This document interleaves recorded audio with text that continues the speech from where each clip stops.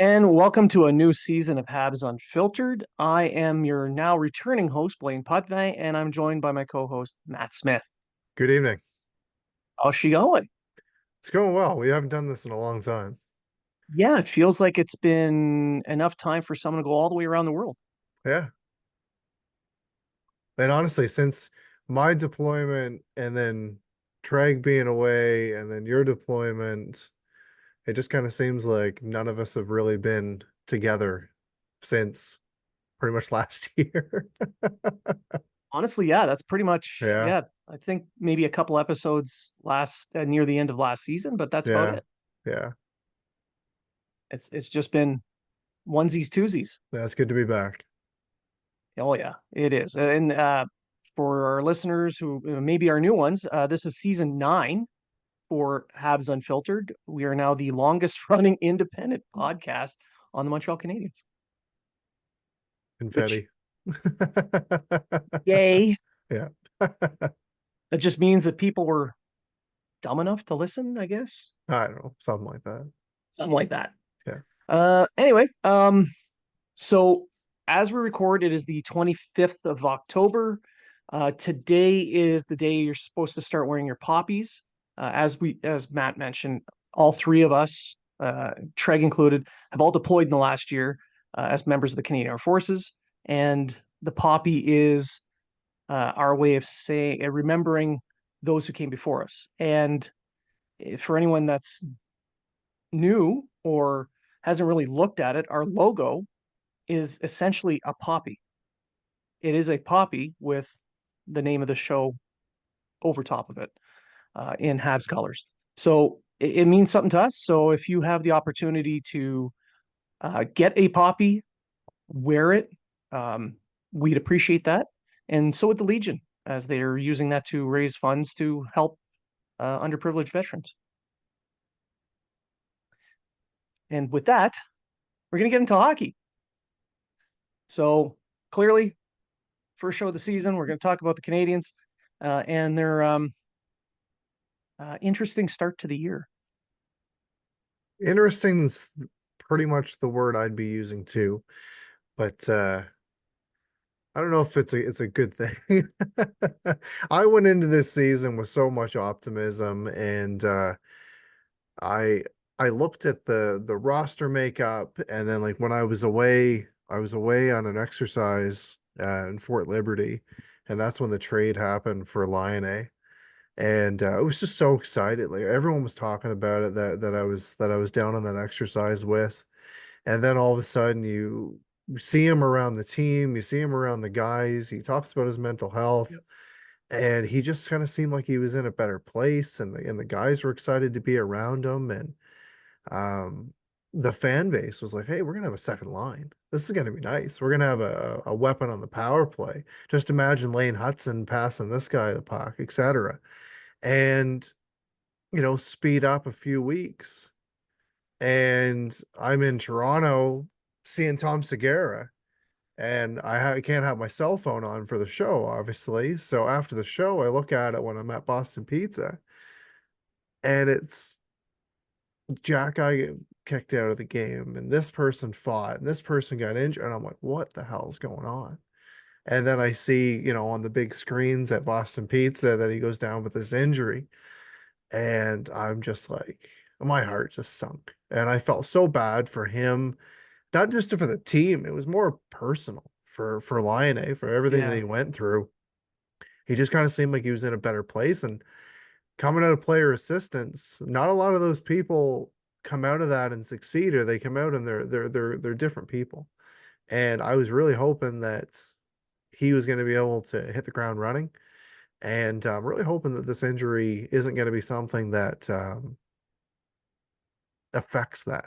And Yeah. not necessarily on the medical side. Obviously, we know that he's going to be out for a few months with this injury, but it's the more the mental side of it. And I feel that so far they've done well with incorporating with the team, even with the injury. So I'm hoping that helps out.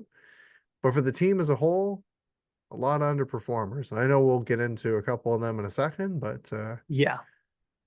Well, who's the not the most season. glaring one for you?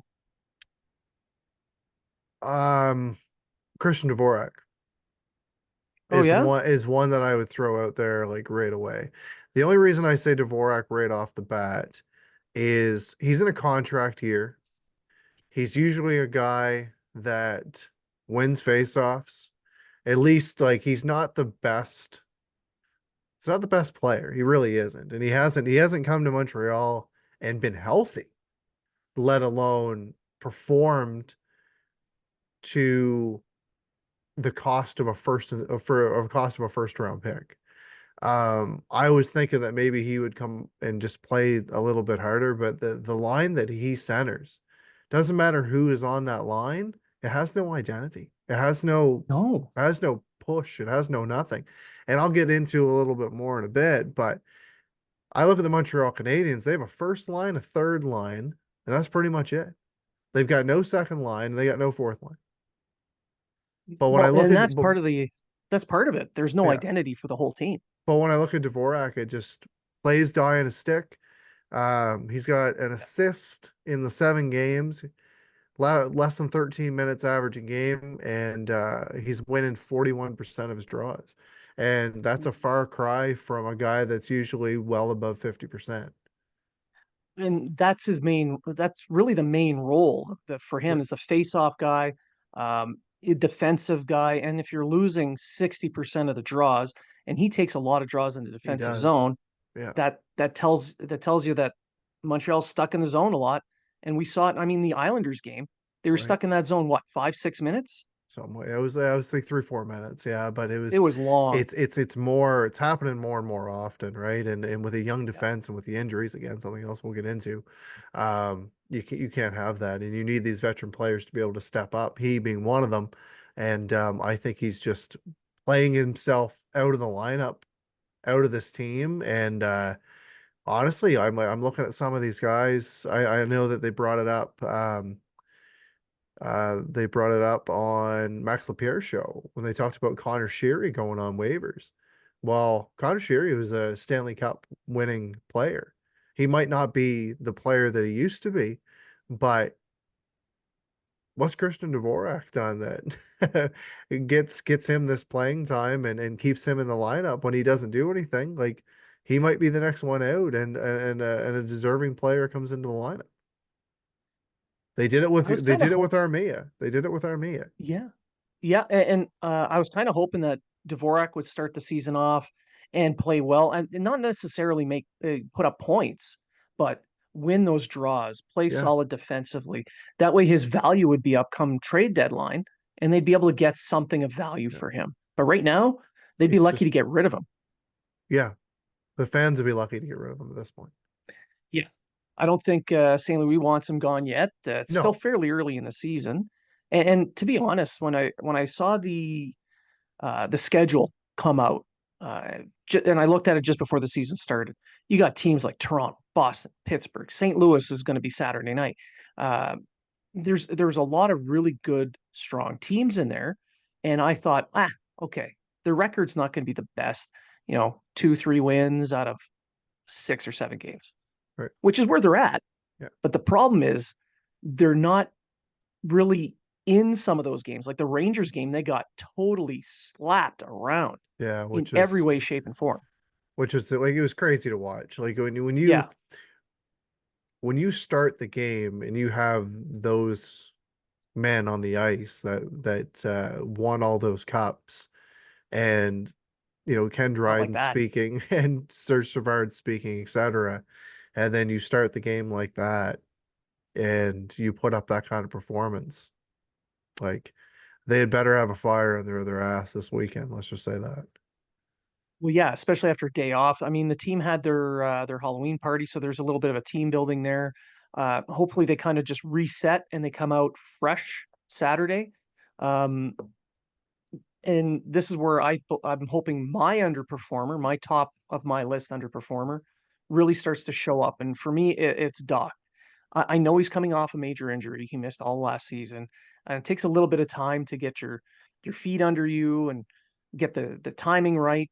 But he's 7 games in. He's got a couple of points, and he hasn't really looked like the Doc we saw last year before he got hurt. Yeah. in He was albeit dominant. He only was four dominant in the seasons or preseason. four.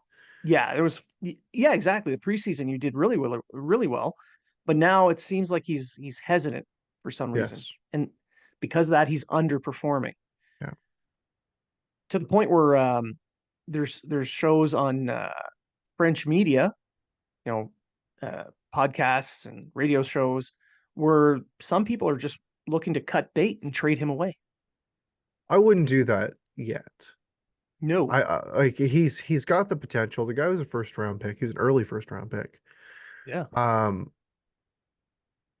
I think it's going to depend on how he looks moving forward. If he is going to be a center, or is he better off as a winger? He likes Exactly. being creative. He's a bigger body. He can go into the boards. He's got a good shot when he uses it. Can't win, he can't really win a face-off to save his life. And puck Exactly. possession's a really big thing. And you have a team that has this system and has all the has this system of wanting to be a puck possession team, but they never possess the puck. And that's the thing. So when It's you're always either playing from behind or you're playing catch up to get the puck. Like right now they've got um two guys that take faceoffs on a regular basis. Like Kapanen's a small sample size because he's been playing the wing for the most part. He's at 54.2%, but which is good, but he's only taken 24 draws. All right, Suzuki's at 54 and a half, and Jake Evans at 51.6. You're over 50%, you're good. Obviously, yeah. the higher the better, and I just with Doc, I we got to find what his identity is because right now with the injuries, which get into, it was a domino effect, and all of a sudden with Slav going down and Doc going up to the top line, that pretty much eliminates your second line, which was again pretty much invisible anyway. So you can't have a two-line team and everyone else playing passenger. No, and that's the thing. They because the second line, whatever they put together as a second line, because they're not really a threat or performing all that well, defenses are now focused solely on that top line. Yeah, And don't get me wrong, that top line, Slavkovsky, Suzuki, and Caulfield, they're all point I, of game players right now. they're all point of game players. I know people are a little bit off on Suzuki, and he had a couple of difficult games to start, but he's really come on. Yep, Slavkovsky looked pretty good before he went down with his, I'm guessing a shoulder injury. He's going looks to be like a out for a few more shoulder. Yeah, days. So hopefully he comes back because moving Doc back down to the second line, now you have him and Newhook. Maybe keep Doc on the wing and leave Kapanen there at center. give him a shot.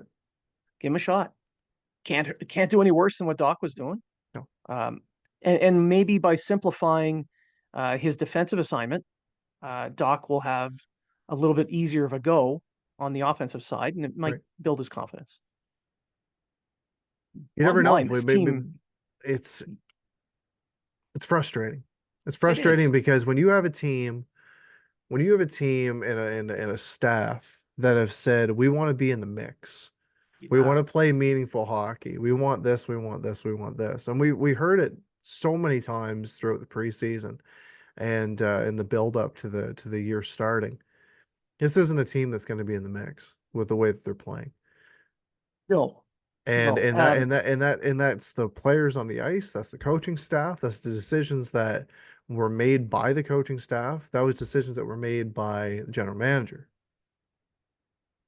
right? They didn't do anything in they brought in Barley Brule and they brought in Line. Line's injured. Barry Brule's in the AHL. So, Well, I so mean, right, so each of those players right now aren't making a difference.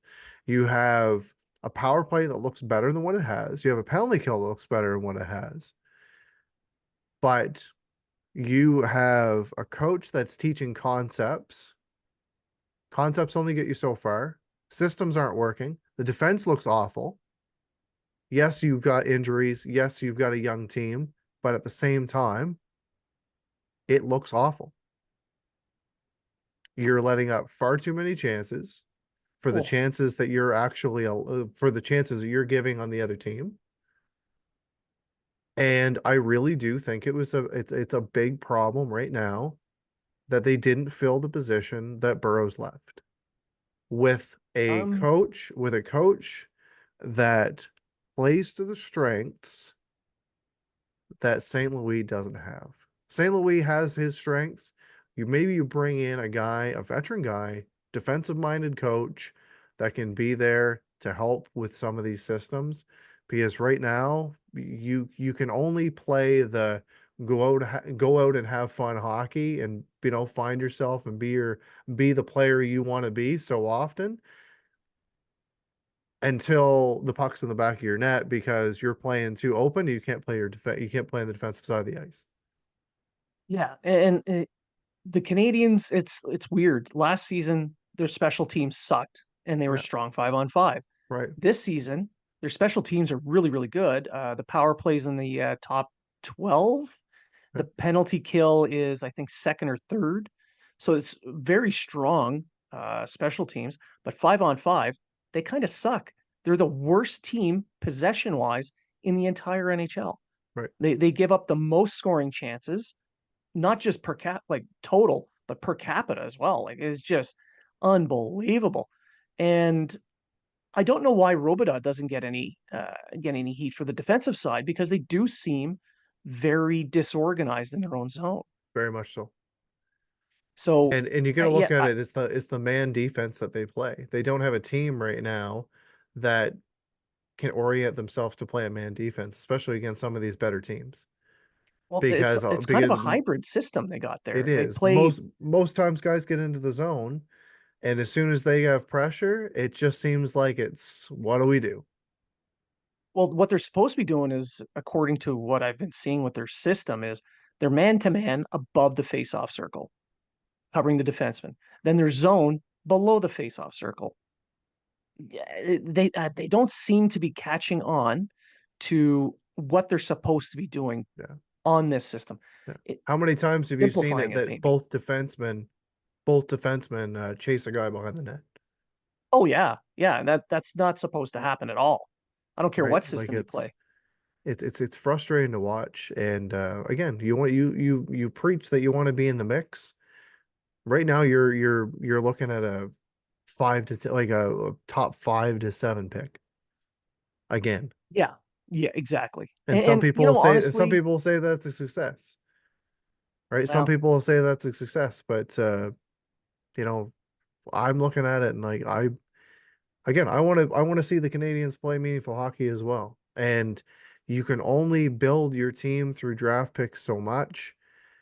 Not all the guys that they're going to pick that we talk about that we love that the Owen Becks and the Philip Meschers and the Joshua Was and those kind of guys, all the defensemen they have. Not all these guys are going to be Montreal Canadiens long term, and they have to start looking at who's going to be along for the ride. How many more prospects can we put on the cupboard and stock the shelves that much more because you only got so many spots for them. well, that's just it. And you got guys that are underperforming. Well, now you're going to have to give other guys chances to step in and see what they can do, and that could change the entire makeup of the team. Right. But I mean, yeah, they're underperforming, and yes, there are injuries, and we're going to get into that here in a second. But something's got to give. I don't know what it is. Maybe a different approach by the coaching staff. I believe that, and this is something we're going to get into a little bit later as well, is calling out players openly hasn't been done until this week. We'll talk about that in a minute, but I want to get to the injuries. I think the injuries are part of the reason why we're seeing the Oh, team it's awful, really start to drop. awful. Right. The Because you whole got, line A thing. Okay. We already talked about yeah, that. Obviously, that screwed the second line to begin with, oh which yeah, cascading effect down. Power play is going to be different. Second line's different. and then you're moving guys that should be on the third or fourth line up to fill a role, and then it's who's going to be the winger of the day that's going to join Doc and Newhook, Yeah. who's going to get that chance to play. And then you got Slavkovsky. Slavkovsky's got goal and 5 assists in the 6 games that he's played. Um, he's playing that much more of a physical style. Maybe that's what, kind of went with that shoulder injury that he's having or what he's looking at. Maybe. Hard to say. But again, another cascading effect. You take him out of the lineup, there's somebody off your top power play unit, there's somebody off your top line, someone for your second line has to move up, and that's another cascading effect. I also think it has a lot to do with the Canadiens. Yes, they're the youngest team in the league. Yes, they are bigger than they have been in the past, but they're not as big as you need to be effective in the NHL. Like it, I know we talk about skill a lot, but you need some size in that lineup. And Slavkovsky brought that, and he was consistent with the physical play on the forecheck, in the neutral zone. I know you got other big guys, like Savard, who does bring some physical aspects in the defensive zone, but he's more lower in the lineup. And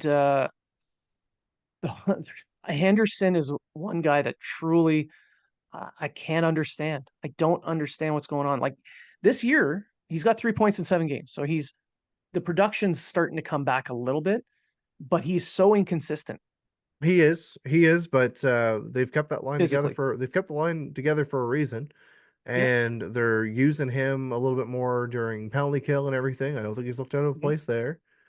Um, but going back to the injuries, the big one for me was when they lost Gooley. Yes, I was going to get to that as well. I totally agree. I think that their defensive structure without him, he started the season so well. Yep. 4 points in the 5 games that he played. He's blocking shots. He's playing physical. And for a guy that missed the entire preseason minus a game, averaging just under 22 minutes a night, like those are big minutes He's doing it that you're on missing this guy.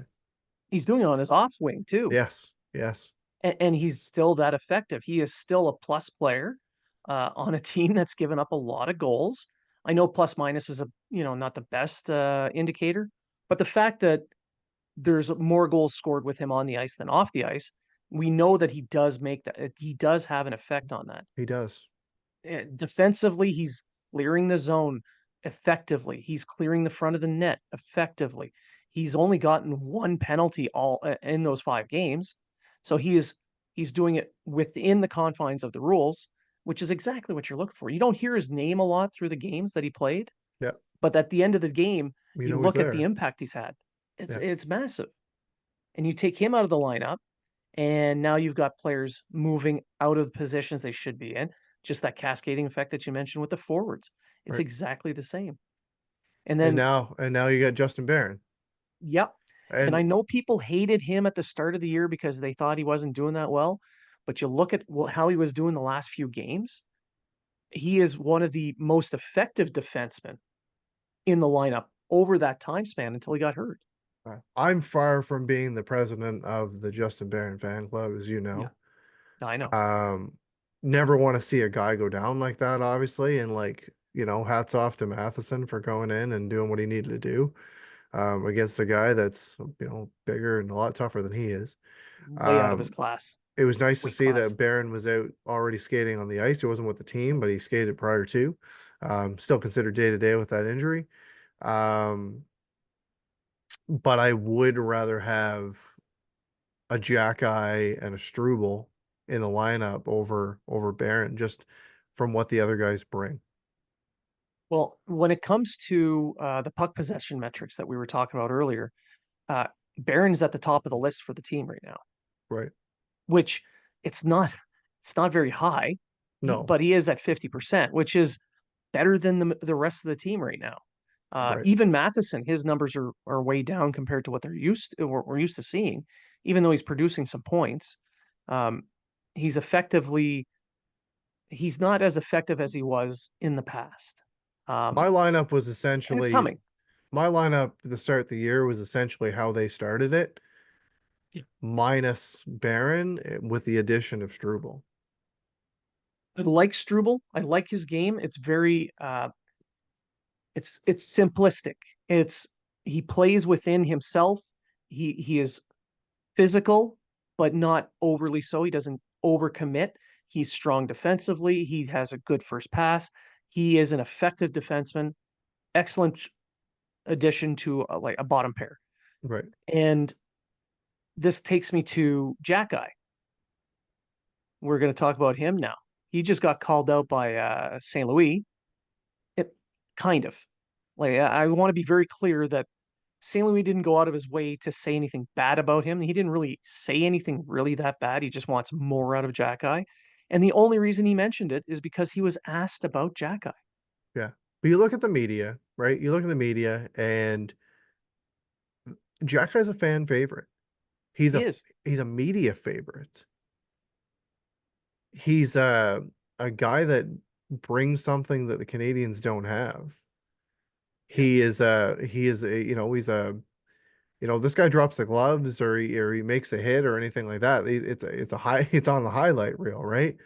Yeah. Um we have to remember though that even though yes, he's not a rookie anymore and he's got about 100 games of experience now, he's still 23 years old. And with the game that Yes. he plays, as soon as he got into the lineup, or as soon as he got into the NHL, it was, oh, who's he going to fight? And he was taking on anyone that would fight him or anyone, most times he wasn't the one that was going for it, but he does have more than just his fists. He does. And He does. I feel that it could be part of the media pushing for him to be more of that player and maybe him being like, oh, maybe this is what I have to do or be to be in the lineup and the coach not seeing it that way. So having that divide. But I do Yeah. think that he is and will be moving forward a strong 5-6 defenseman for this team. Yeah. And I think you're right. That he's kind of chasing his own identity. He's might be overplaying it a little bit so that he can like Well, he's like nervous. He you wants to look at keep a his guy, job. you look at a guy that comes into the lineup like Hudson, Yeah. right? What he brings to the table. He's going to get the minutes over Xhekaj for what he brings offensively. Okay.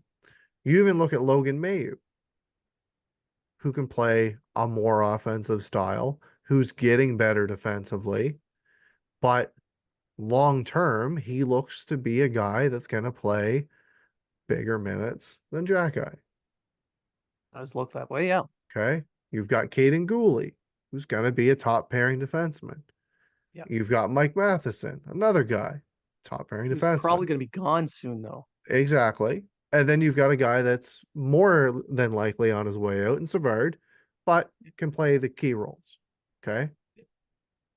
Then you've got Jaden Struble, who plays more of the stay at Depth. home depth. Not I can take your head off if I want to. I do it carefully, kind of defenseman. And then you got Xhekaj, who can be reckless at times, but at the same time can surprise us with the offensive tools he has. Yes. And not to mention, yeah, he is sometimes reckless, but at the same time, just him being on the ice really intimidates other teams. Like Yes. you can see it when he is on in the lineup. The Canadians play bigger. They play Yes. with more confidence. Now that hit on Barron, I don't think Xhekaj being in the lineup would have stopped that hit from happening, but it sure as hell would have been answered It would right have been away. addressed. It would have been It addressed. would have been addressed by more than just Matheson, who, God bless him, he he looked pretty good doing it too. Because I Yeah. think Truba was just letting it happen a little bit. But yeah, Xhekaj would have been able to step up. And let's be honest, this year you're looking at expected goals. Barron leads the team or the blue line with defensemen for expected goals. Right. Hudson's right behind him, and who's right behind Hudson? Xhekaj. Right. So it's not like he's not effective. It's I don't know what he's missing that the coach really wants to see, but he's in the lineup on Saturday against a very heavy Blues team. So we're going to see whatever that is. Yeah. This is his time. Yeah, Barron's out, Gooley's out. This is his yeah, time, and on a back to back, the Blues are coming. Blues are gonna have the rest day. They just played Toronto the other night, beat them 5-1, 5-2, whatever it was. crushed him. Uh, Now you've got they've been off since Tuesday. Blues have a day off. Then you're playing the Flyers on Sunday, and I believe they've got a back to back as well. Yeah, So you're not going to with have that, travel. right? So you're not going to have that excuse. Oh, we were on a back to back. Oh, our backup So is was the other team. playing. Oh, so is the other team. Exactly. All right. So we're gonna just take a quick break for commercials, and when we come back, we'll talk a little bit more about the rest of the season. All right. Stick around. We'll be right back. And welcome back to Habs Unfiltered. We're just going to jump right back into it here. So we talked about some underperforming. We talked about the Xhekaj and his return soon. Another area of concern lately has been goaltending. So, Matt, what are your thoughts on the goaltending so far? It was one of my top concerns going into this season. And then when the injuries started to pile up, those concerns obviously started as well. Um, when you've got guys out like Slav, Line, Gooley, guys that are going to drive the play, obviously you're going to let up a hell of a lot more chances. Yeah. Your team's not going to be putting the puck in as much. They're not going to be getting the chances that they're usually going to get. So you're going to have to rely on your goaltending a little bit more. And Sam Montembeault started the season off tremendous. Oh yeah, Um, like with a 946. but he started the year with a 48 save shutout or whatever it was against the Leafs. It was the largest shutout for a opening game in NHL history and all that kind of stuff. So like hats off to him. And I was looking at him saying like, "Hey, this is the Sam Montembeault that played for Canada at the at the World Championships. Yep. This is Sam Montembeault that knows that scouts are watching him for the Four Nations tournament, which is going to be a Yep. precursor to who's going to make this Olympic team." And then it's kind of dropped off since then. But with that, yes, he's made some bad saves. He's had some bad starts since. Um, but it's not all his fault because the team in front of him has just been god awful, especially defensively. So if you can't clear the front of your net and you can't listen for a whistle for an icing, you're probably gonna let up some opportunity in front of your goalie, unfortunately, and that's what happened. Yes. In terms of Caden Primo's been like he's like Jekyll and Hyde. He's either he's like old Charlie Lindgren. Yeah. He either comes out and he is lights out, or the light doesn't stop going on. And that's just the way Yeah. that it is. It's Like, true. and I'm not surprised whatsoever. You know what? If they would have said Caden Primo starting to get in St. Louis, I would have been like, fuck you. You know that's gonna change. He's gonna play against the Flyers. He's gonna play against his dad's team. You know Yeah. that's gonna happen. That's exactly what's happening, right? Um, but I look at him and do I think he's the future backup in the Canadiens? I don't. Do I think he's got a very good chance to be on another roster next year? I do. Do I think it's going to be in the NHL? I do. I right now I don't.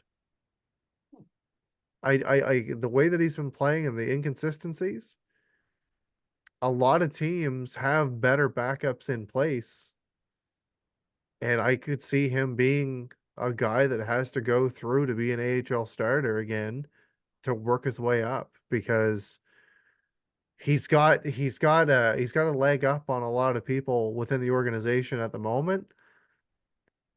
But I looked at Dovesh and I thought he looked pretty good during the preseason. He did. And so So far this year in Laval, I mean, yeah, tonight they're playing Utica. They're up 3-0. Dobesh has looked amazing again. right. So, you know, you want a team that's going to be in the mix. Everything's going to line up. And when things start to not go the way that you think that they're going to go, with the injuries starting to pile up, etc., other areas need to pick up. Your depth scoring needs to jump in and start doing that much more. Your defensemen that are healthy have to step up and play those more meaningful minutes. And it's also going to mean your goaltending has to be that much better. And so far, it's all been the opposite. Like as one goes down, you're just knocking another peg, and the team is performing less and less, and the fans are, yes, we're 7 games in the year, but this was a year that the when you go out again, I said this on our other segment, when you go out and it's all levels of the team saying meaningful hockey, meaningful hockey, meaningful hockey, and again, 7 games They're in, not up to that level. small sample size, but other teams are playing meaningful hockey and they're putting up points while the Canadians are sitting with 2 wins. And the hockey Yeah. means so much to Montreal fans or to Montreal in general. And there's certain expectations there. It could be a team of AHL players, and they're gonna expect them to perform. Yeah. Yeah. And right now, in looking around, uh, the pressure is coming more from media than the fan Yes. base. I think the fans are Yes. more patient than the media are right now, which is odd to say the least. I think that the fan base is still they're bought into that rebuild and they're still looking at this year as a rebuild. But I'm with you. When the team's talking about being in the mix, that doesn't mean, giving up 7-2 Yes. games. You got Yeah. to be in the game. Yeah. Last year they lost what 25-ish, 24, 25 one One goal goal games. games. Say the most of anyone last year. Yeah. Yeah. So And we're not seeing that you kind of even get an play this extra year. 10, you get an extra 10 points and you're a little higher up the lineup, right? So well, Exactly. So well if you're they not were seeing that, doing that, but you're not seeing the it's urgency, right? You're not seeing no, the urgency. exactly. There's um there's playing with speed, there's playing with size, there's playing with, whatever, going to the place the puck's gonna be, etc. Yeah. They're not doing any of that. No, not really. Um, It's a lot of one and outs yeah. There's or a missed shot or whatever else, or getting hemmed in their own zone. Now, I have no problem with them trying to generate offense off the rush Oh, in this is fine. transition. That's fine. That's great. But they also need to add the cycle game to their offensive game, which means they need guys with some size and some jam. They don't necessarily have to be 6'5", 280 pounds. Right. They just need to be someone with that work ethic and that jam to go in those corners, to go on those into those board battles. Like you look at Brendan Gallagher, he's got that jam. Yes. He's a little slow. He's not what he was before, but Nope. he's still He's still going in battling front that. of the net. Doesn't matter how And big the that's guy is beside him, he's going to the net. yeah, exactly. And that's what you want to see from the current lineup. It's still a work in progress. It's not a complete team yet. There's still pieces missing. We talked about that a little bit in the first half. And there's going to be a need to make some uh, adjustments with the roster, which kind of takes us over to the trade rumors. Um, Pierre LeBrun mentioned it that uh, Hughes is working the phones. Well, he's the GM. He should be working the phones anyway. But the fact that they're even mentioning it means he's really active trying to find a piece. And I believe from the Athletic, I can't remember exactly who, but It's apparently Frank they're looking Cerve. He for was Frank Saravelli. Valley. They're looking for a right-handed defenseman, Yeah. which makes sense. It makes a hell of a lot of sense. However, if I'm a rival general manager, Oh yeah, okay, here's an anchor. right, and I'm playing with my mustache and I'm looking at the Canadiens lineup, I'm like, oh, you need this and Yeah. it's not an area of strength for you. Well, the price just went up. And the Canadians cannot get roped into a desperation trade 7 games into the year. That's a short-term fix. I was going to bring that up. I was going to say that if you are going to make a move, it has to be something long term. You want a Yeah. guy with contract years under already under contract, or he is young enough to be under team control for another 3 to 5 years. And that you know that you can work in with this roster, working with this group of guys. Exactly. All right. This And isn't this isn't a 7 game into the season band-aid and hope for the best. no, no, no, no. You got to. He still has to keep looking long term.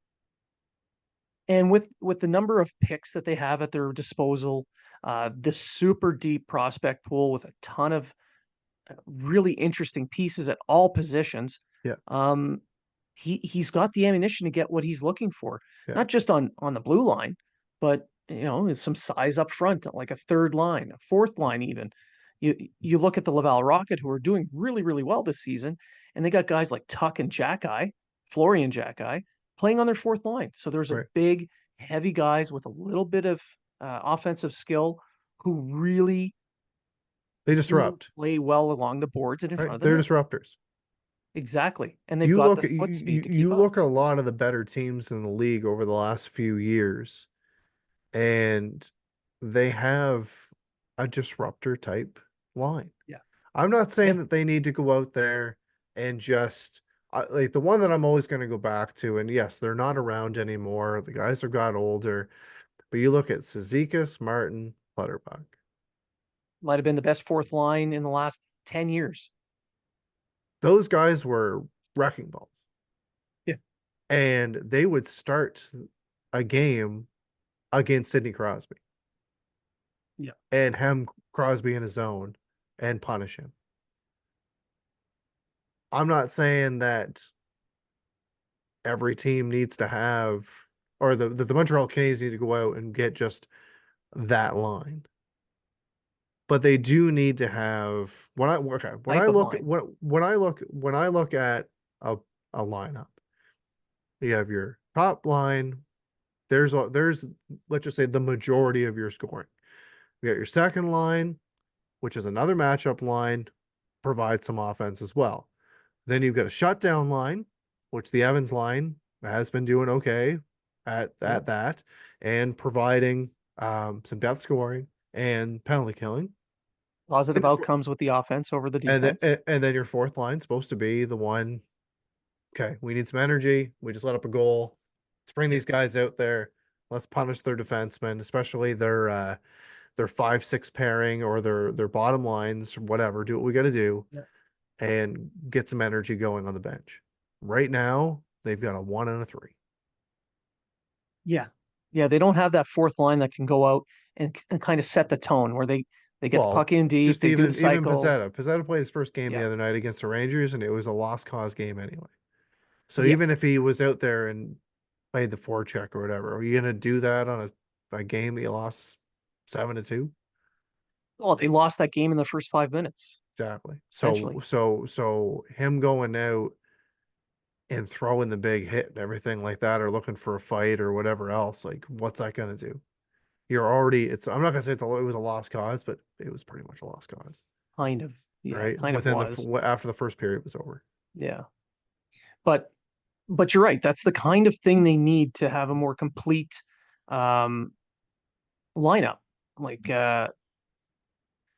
I point to the Laval Rocket with Xhekaj and Tuck. I mean, Xhekaj just scored a goal for Laval on a shift. Like I'm watching it as we record.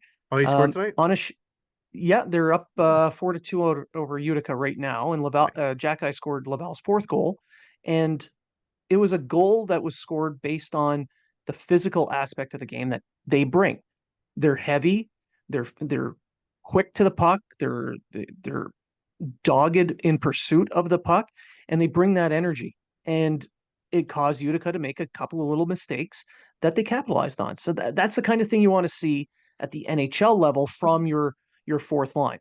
So if in a couple of years these two guys are on your fourth line, I don't think they're going to be too bad. I could see a fourth line of like Xhekaj Tuck and like Thorpe, Ooh, yeah. right? That's a It's a lot lot of of meat. right. So something like that. But those types of players, it doesn't necessarily have to be those guys, No, no, but those just off types the of off players. the top of my head, like, those are the Yeah. kind of people that I'm looking at. And when you look at the top six, Demidov is going to be coming in soon. Demidov, Uh, Michael Hage, Hage will be coming pretty soon. Like you watch him in the NCAA right he's now, looked good. every goal he scores is a highlight goal. He's looked very good. Yeah. He's really surprised me. I didn't think he was going to be that good as a freshman. No, I didn't expect that either. And he might be closer to the NHL than I expected. I thought it'd be like 3 years. Well, It maybe might it's be two two. now. I think it's two. Yeah, you know, one So, back that wants to make the yeah, next step. Philip Joshua Mesher's Roy is looking played. good. Yeah, Mesher's is done a lot Mesher's better looking than I good. expected. So, but So there's options. there's options. There's also going to make room for these guys, and you're going to have Dvorak out of the line. He's not coming back. I'm just going to Yeah. say he's not coming back. He's going to be gone, or Armia's going to be gone. Yeah. But that But opens room for Beck. That opens room that's true. for That's Joshua Roy. true. That opens room for Meshar. But I'm also looking at it this way with, and I'll go back to Dvorak. Set him when you get the even when that set him for a game and have um a Kapanen at center. I know it's a little bit more difficult with the injuries and everything like that, but in a healthy lineup, I'd have a fourth line that's made up more of right now. Looking at the lineup, I would say like a Kapanen, Armia, Pizzetta. Keep the third line together, and then have your second line. I can't even say that because where's your well, I guess Newhook would have to play center. Yeah. Well, You'd at this have like point, I so you'd have like Newhook, Heineman, and I don't even know. Like, there's so many injuries. right. Um, but at this point now, it's not necessarily, hey, let's try this guy here, let's try this guy there. I want to see guys that are working their asses off, Yeah, good or bad. yeah, They put in that effort. yeah. You need that meritocracy. That I he's got give to set the Heineman tone at this I point. give Heineman a little bit more opportunity. Exactly. He's looked good. This is a guy that can shoot the puck, who goes in the battles, can play the body, can win a board battle. And he back Give him checks. all right, and he can backcheck. Give him a little bit more time on the ice. Right now, amongst forwards, He's down near the other bottom. than other than Barry Boulet by 2 seconds and Pizzetta, Mhm. he's got the least amount of time usage. And the next lowest is Kapanen at 12:05. Heineman's 10:12. Yeah. And Are we know you that it's not a veteran versus rookie thing no. because Lane Hutson leads the team in ice time Yeah, on average. yeah. But I'll even say this as a counterpoint to the rookie veteran thing. Look at that shootout. Yeah, Was there some message sending there? possibly. You had Kapanen, Heineman, Caulfield. Okay, I can't say the order 100% off the top of my Yeah, head, yeah. but it was Caulfield, Suzuki, Hudson. Matheson went out there. And then I think it was Heineman, Happening. Kapanen. Yep. And then it was like Newhook, Slavkovsky, Mayu, or something like that. Yeah. And you look at that; those guys actually had moments in that game where they were looking good. Yeah. He was giving the shots to guys who were actually looking good offensively. And the two guys that scored, Yeah, Kapanen and Heineman. there you go. Maybe it's because the goaltenders don't have a book on these guys yet, so they True, don't know what they're going to do. true. Either way, they scored. Yeah, So I mean, I don't know how St. Louis is going to be able to right the ship on this. I know how I'd do it. I'd be out in the open. I'd be flowery and you know pumping everybody's tires. But behind those closed doors, I would be throwing things, kicking things, and I would be pointing out to these guys, here's where you made the mistakes. This is what we need to fix. If you're not going to do it, I'm going to go find someone else. right. It's a privilege to play where they're playing. So earn the spot and hold the spot, or someone else is going to take your job. Like we're at that Or take your stage of ice the time. rebuild. Yeah, You might see a guy like Jake Evans get more opportunity and exactly. get, it's not ideal, but right now, when I look at a guy Yeah. like Doc, who's going to be on the wing, we already know that he's their second best center right now. Well, I would argue the Kapanen is their second best center right now.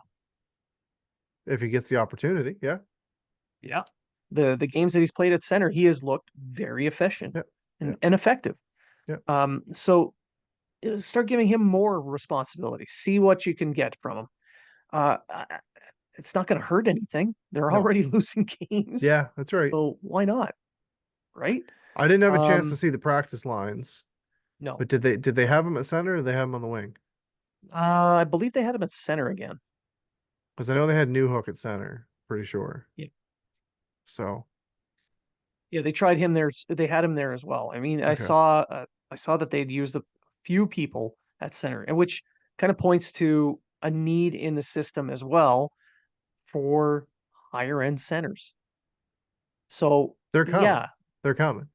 yeah, they're coming, but you want to be in the mix. That's great. But at the same time, if they do end up with another top 10 pick, this is the year to have that top 10 pick because it's going to be a ton of centers in that Yeah, range. yeah. It's a skilled draft this year too. Very skilled. And you might even get someone like a Denoy, That's what I was thinking too. Yeah. which would, Not because he plays with Preston. yeah. All right. But And they're pretty much the top team in the CHL right now. Or they're pretty much. the top ranked team in the CHL right now. Yeah, exactly. So there's a few really good centers. And maybe they get that one from Quebec. Maybe everybody's happy. Maybe. But at the same time, I'd be wary about getting a Quebecer Yeah, that high in the draft playing Louis center. LeBlanc curse. Yeah. Yeah, exactly. But nonetheless, it's a good year to get one of those types of picks because they'll find something that could fill that role. If they do better and they don't get that pick, well, then they've got all the picks and the prospects they can use to make a deal. Great. So there's options, and the team isn't as bad as they've looked in the last couple of games. But I don't think they're good enough to say they're in the mix. Yeah. Remember, they still got 2 first round picks this year They do, and but two Calgary's seconds. looking way too good. Yeah. Like right now, two first, 2 seconds, 3 thirds, 2 fourths.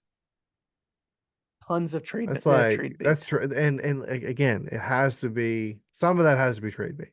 It can't be like, all right, let's go out and get all these prospects again. There's only so many And contracts they yeah, can there's sign only people to. exactly. So that pretty much covers every topic we were going to talk about. I'm sure there's a ton of other things that people are talking about out in the Twitterverse, but that's it for us right now. Do you have any final thoughts? Happy to be back. Hopefully we can make this a little bit more consistent. Yeah, Um, it is good to see hockey once again. I missed the majority of the season last year being deployed. I know you missed a good part of it as well. yeah, But yeah, just happy to be back. Happy to have you back. So welcome home again. And looking forward to having Treg on here. We can all get together and then we can start doing the things that we really like to do, like getting guests on the show. And like I love to get I love to get Lyle back on the show. I'd like to get Mike Camito on his show with his new yep. book, which I have right over here, right? Which I'll Yeah. show off in our next show. Um, but guys, guys like that. I know that the we always get a lot of fanfare when we have a guy like Eric Engels on or Craig Button, etc. We might even be able to reach out to our old friend John Liu, with the Oh win with the yeah. with the Winnipeg Jets playing so well. Like these are the people that we have a lot of fun with, and we know that our listeners really enjoyed as well. Um, but for all the people that were asking and sending DMs and all that kind of stuff, asking like, "Hey, what's going on with Habs Unfiltered?" We are back, new season. Took a little longer than expected. Like I said, we all have lives. We're all military members first. This is very much a secondary duty for us. And again, we're happy to be back and happy to be back behind the mic. Yeah, and I appreciate you welcoming me back. I'm glad to be back. I'm glad that we're able to do this again. And yeah, blame the king. He's the one taking all our time away, forcing us to go places. Right. So, damn you, King Charles III. Oh, you shake your fist. No, it's yeah, it's nice to serve our countries, but this is the fun part right here, That's doing right. this. And I want to thank Mike Comito. You mentioned him. I want to thank him for sending those gifts to the HMCS Montreal when we were overseas. We really enjoyed that. And I'd love to get more of these guests. There's other people that I would love to see, like a Marco D'Amico, for instance. Marco's great times. Lyle, an old salty sailor like Lyle, we're gonna get him back for sure. I don't Probably gonna have to cost us a couple of shots of rum to get him here, but we'll Probably. do it. Probably. But yeah, it's great to be back. It's We're gonna have Treg on the next one, I hope, and yeah, we're gonna try and get this at least once a week, as we did last season. Now that we're back home, we're getting settled back in. We'll get into our rhythm and our routine. And hey, if you guys have any ideas out there that you want to talk about, send them to us. DM us. DMs are open for Habs Unfiltered, so feel free to send messages. Um, Polite ones, not the crazy ones that we were getting there earlier. Right. And Uh, if you're watching us on YouTube, make yeah, sure that you subscribe, make sure you hit the like, share it. We're trying to build up this channel as well as being on Spotify, etc. If you like what you hear, leave a review, give us 5 stars. If you give us more than 5 stars, do it. I do it for you. don't like what you hear, don't leave a review. Exactly. But still put 5 stars. Yeah, yeah, just like our moms did. Yeah, that's right. All right. So thank you to everyone for tuning in and listening again. We're happy to be back. We're happy to be back in this community. So thank you very much. And remember, if you're talking about it, so are we.